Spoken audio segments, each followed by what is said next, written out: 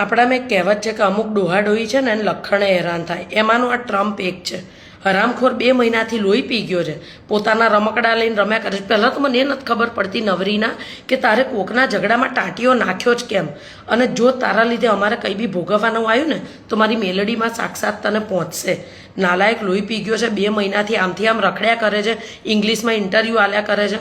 તારી હોળીમાં છે ને ગેસના બાટલાનું ટેન્શન થઈ ગયું છે અમને, તારી હોળીમાં નોકરીઓનું ટેન્શન થઈ ગયું છે અમને. લોહી પી ગયો છું સાલા, ઘરમાં ચોંટના તારા બૈરી તારા છોકરા તને કાબૂમાં નહીં રાખતા ડોકરા. અને જો બીજી વસ્તુ, આજે સાંજે 8 વાગે આવીને મોદીજીએ જો અમને કંઈ બી કીધું ને કે તકલીફ છે તો તું મરી ગયો છું, યાદ રાખજે. ઘરમાં ચોંટાઈ રહી એક ખૂણામાં, બરોબર છે. યોગા કરીએ છીએ કેમ કે સારું જીવી શકાય, સ્વસ્થ જીવાય. ખાવાનું છોડી દીધું છે, ખાંડ ને બધું, કેમ કે લાંબુ જીવાય. અને તું નવરીના ટ્રેક્ટર લઈને મારી જિંદગીની વાહે પડી ગયું.